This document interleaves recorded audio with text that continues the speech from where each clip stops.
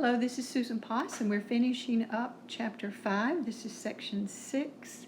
This is the fourth video, and it has two application problems. The first one that you see here is a piece of cardboard. This could be sheet metal. It could be any various types of materials. It's 10 inches wide by 11 inches. You see I've labeled the 10 inches and the 11 inches on the drawing. And it has little squares that are measuring X inches on a side cut out of each corner. And we're assuming that the length of X falls somewhere between 0 and 5. That's setting the domain. If you don't already know that word, you're going to learn that word at some point in the future. I think we actually talked about that in Chapter 4. So we're going to take this piece of cardboard. We're going to cut out these corners. And you can see I've tried to do a sketch down here on the lower part of the drawing, what that's going to look like after those corners are cut out. And these flaps out here, let me see if I can highlight them in a different color. So these flaps out here are going to be folded up. And as you fold up those flaps, you're going to have a box that you see. I've sketched a picture of a box up there at the top. And we're supposed to represent the volume of this box using a polynomial function v of x. All right, so the first thing I had to do is track down what's the formula for finding the volume of a box. So when you're looking at a rectangular shape here, the formula is the length times the width times the height. And you can see I've abbreviated it there, and they want me to put this in function notation. So they want me to name the function v, of course, because it's a volume function. And all of our variables within this function are going to be the argument variable x. All right, so I'm going to need three things out here. I'm going to need something for the length, something for the width, and something for the height. So let me go back and read a couple of things very carefully here. So it looks like we start off with a width that measures 10, and then we cut off a dimension x here, and we cut off a dimension x there, which means that this newly created dimension on the box started with 10, and we subtracted out 2x. So that's the width, 10 minus 2x. Now let's go in the other direction. So here, this is a little square of dimension x inches, and there's another one on the other end. And so when I cut those out, I'm going to have this little dimension left here. I'm running out of space to write these things, so let me see if I can label that. That was originally 11, and we've subtracted an x dimension off the left side. We've also subtracted an x dimension off the right side. So that becomes the length of the box after we've cut out and folded. All right, so we have, this is 11 minus 2x, and this is 10 minus 2x. So what about the height? Well, that's the tricky part. Now, that's why I drew the box up there at the top of the screen. As you fold these flaps up, they are the dimension of the square. So this height here of this box, you can see it in various places on my drawing, is a height of x, because that comes about from folding up these little flaps, and that's going to give us that third dimension of the height of the box.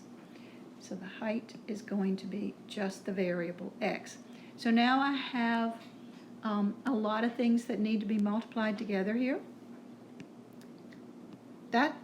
I could leave it like that, but I'm going to go ahead and multiply it out because that's what we've been practicing. So I'm going to start by doing these two first, using first, outer, inner, and last. All right, so 11 times 10 is 110. That's the first times the first. The outer is negative 22x. the inner is negative 20x, and the last is positive 4x squared. Let me keep all that in the bracket, and let me not lose this height of x out here. So I hope you notice here in the center, here are my two like terms. Let me keep the bracket around that for a minute. That adds up to negative 42x plus 4x squared. Keep it in a bracket. And then we're going to work backwards here. I call this a post multiplier. So we're going to come back in here and sort of in a backwards fashion, we're going to distribute that x. So this x goes to an x squared, and this x squared goes to an x to the third. And that is just as it should be, because remember, volume is a three-dimensional measure. It's a cubic measure. So here we are involving those three dimensions, length, width, and height, and we're coming up with a cubic expression. This is a trinomial, a third-degree trinomial with a lead coefficient of 4. All right, last one is a rectangular shape. It tells us that the length is x plus 4, and it tells us that the width is x plus 1. And what you and I are supposed to come up with is a polynomial function, and they want it to be a of x. And again, the name here has significance because we're talking about area. In the previous one, remember, we were talking about volume, so we named it with the letter V. Here we're talking about area, so we're naming it with the letter A. You may be talking about revenue at some point, and you would name it with the letter R. All right, so here we go, looking for an area of this remaining area, and I've tried to draw it down here. After you take that little orange corner up there, that square, which measures x feet by x feet, after you cut that out, they want to know how would you express this remaining area using a polynomial function. So the way I decided to start this is to get the total area of the whole rectangle before anything is cut out. So that would be, if you remember your formulas for the area of a rectangle, it's length times width.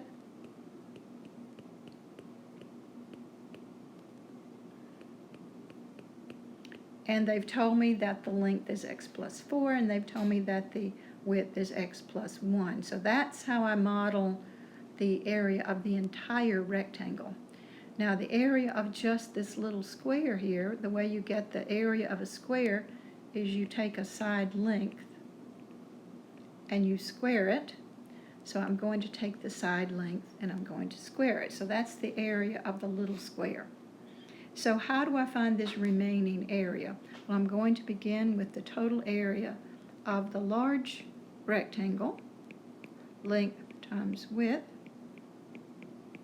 and I'm going to subtract out the area of the small square, and what will remain or be left will be the area of this sort of L-shaped area. All right, so let me use FOIL first. Outer, inner, last, copy. Here are my two like terms. Oh, I see another like term.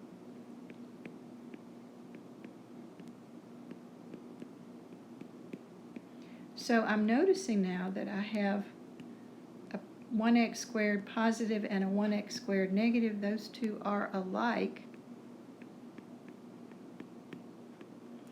So a polynomial function for the area of the remaining shape is 5x plus 4.